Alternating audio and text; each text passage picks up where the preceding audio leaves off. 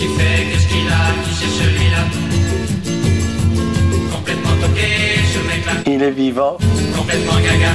J'ai retrouvé ici notre ami, après l'avoir recherché pendant 30 ans. Oui, ben, je suis né en 1945, à un endroit très rare et bien connu des Covinois, à Saint-Roch. En 1947 et demi, on m'a envoyé à l'école communale, où il y avait comme directrice Madame Ayot.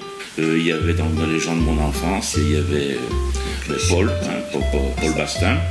Il y avait aussi Christian de Trix, Philippe Pérou, il était un an plus jeune, je crois. Il y avait Jean-Pierre Rennes, qui était de mon âge également. Il y avait Marie-Antoinette Poulain, dont je viens d'apprendre le décès aujourd'hui. Et j'ai quitté à 15 ans, c'est-à-dire que j'ai fait l'école moyenne. Je m'y plaisais tellement bien que j'ai doublé. Et comme il fallait que je la triple et que je ne foutais rien du tout, j'avais une alternative. Soit mon père me faisait travailler avec lui à l'atelier, mais comme il était assez ronchon, c'était pas évident.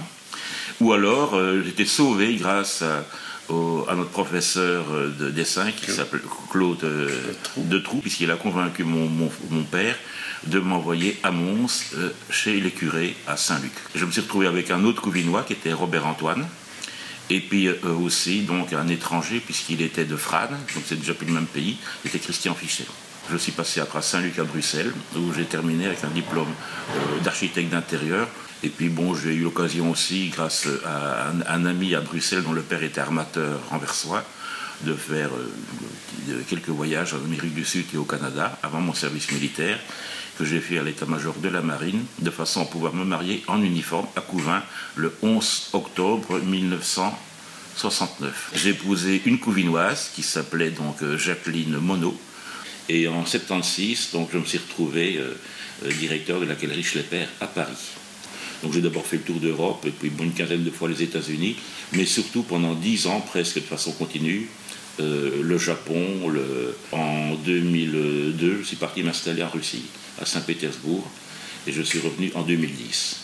Mardi prochain, je suis engagé dans une fabrique de meubles et je retourne travailler, je retourne à l'usine. Il y a une chose importante dont Michel ne cesse de me parler depuis qu'on s'est rencontrés, c'est-à-dire depuis un mois, c'est le fameux orchestre des Colibris. Daniel Guillaume était un des fondateurs des Colibris avec Jean Dubail, qui était un chimacien. Donc c'est l'abbé Tesson qui a fait ça en début 63. Et moi j'ai rejoint les Colibris à la demande de Daniel Guillaume en fin 65, début 66, donc au moment où je suis arrivé à l'école à Bruxelles. Et nous avions également un autre Couvinois qui était bassiste, Dudul, qui était donc Marcel Vincart.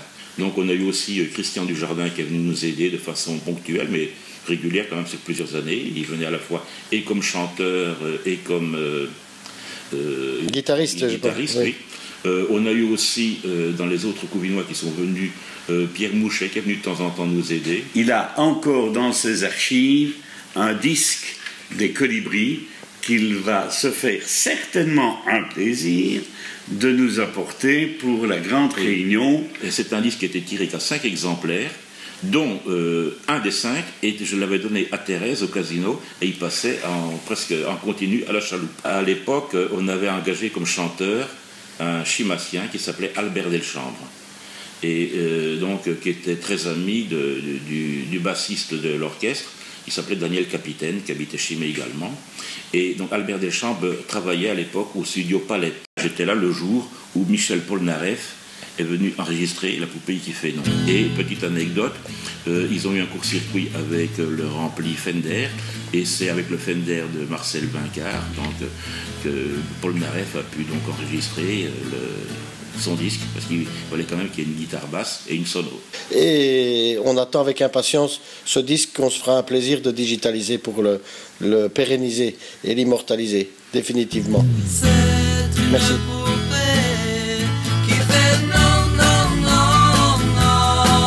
Ah oui. Mais non.